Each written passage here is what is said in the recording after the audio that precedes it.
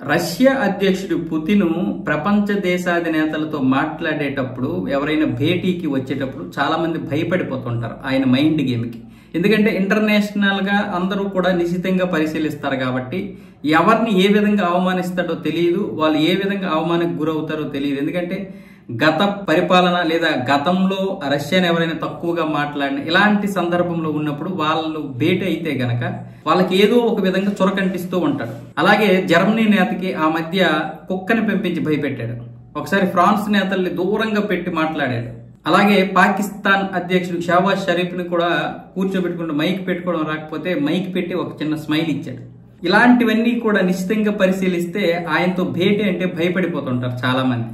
అయితే ఈసారి Steve Witkoff కూడా అదే పరిస్థితి వచ్చింది. ఆయన ఇచ్చినటువంటి షాక్ కి ఈ స్టీవ్ విట్కాఫ్ కి దిమ్మ తిరిగి బొమ్మ కనబడింది. అమెరికా రాయబారి ట్రంప్ దూత మొన్న వచ్చాడు కదా, మాట్లాడాడు కదా, మీరు ఏదో ఒకటిగా మాట్లాడి కాల్పుల విరమణ చెయ్యాలి, ట్రంప్ గారు మాట్లాడతారు అలస్కా వేదికగా, మీరు దానికి ఒప్పుకోవాలన్న విధంగా వచ్చాడు కదా స్టీవ్ విట్కాఫ్. విట్కాఫ్ కి ఆర్డర్ ఆఫ్ లెనిన్ అనే ఒక తల మెరిసిపోయి ఒక అవార్డు అయితే ఇచ్చాడు. అది ఎవరికి ఇచ్చాడంటే CIA డిప్యూటీ డైరెక్టర్ జూలియనా గల్లీనా అనే ఆవిడ కుమారుడికి ఇచ్చాడు. అంటే కుమారుడు ఎవరంటే వీరమరణం పొందాడట. ఎలా వీరమరణం పొందాడంటే ఈయన 21 ఏళ్ల కుమారుడు మైఖేల్ గ్లోస్ రష్యా తరపు నుంచి ఉక్రెయిన్తో పోరాడి వీరమరణం పొందాడు. ఈ యొక్క అవార్డు వాళ్ళ అమ్మగారికి ఇవ్వండి అని విట్కాఫ్ చేతిలో పెట్టాడు పుతిన్. అంటే ఇదేంటి మైండ్ గేమ్ ఏంటి? అమెరికాకి చెందినటువంటి CIAకి చెందినటువంటి అధికారుల పిల్లలే ఇక్కడ రష్యా తరపున ఉక్రెయిన్తో పోరాడుతున్నారు అని ప్రపంచానికి ఒక ప్రశ్న లేవనెత్తడానికి లేదా ఒక ప్రపంచానికి ఒక సందేశం ఇవ్వడానికి ఈ యొక్క ఆర్డర్ ఆఫ్ లెనిన్ అనే ఒక గిఫ్ట్ అయితే ఇచ్చాడు. ఒక బహుమతి లేదా ఒక అవార్డు లాంటిది ఇచ్చాడు అనమాట. దాంతో విట్కాఫ్ కనీసం మాట్లాడలేదు.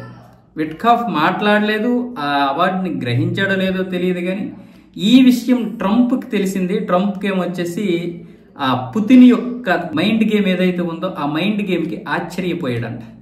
అందుకే పుతిన్తో మాట్లాడాలంటే ట్రంప్ కూడా భయపడతాడు. అందుకే అమెరికా పిలిపించలేడు, అలాగనే ట్రంప్ రష్యా రాలేడు, ఎక్కడో మిగతా దేశాల్లో వీళ్ళు కలుస్తారు. అందుకే రేపు 15వ తారీఖున అలాస్కాలో కలుస్తారు.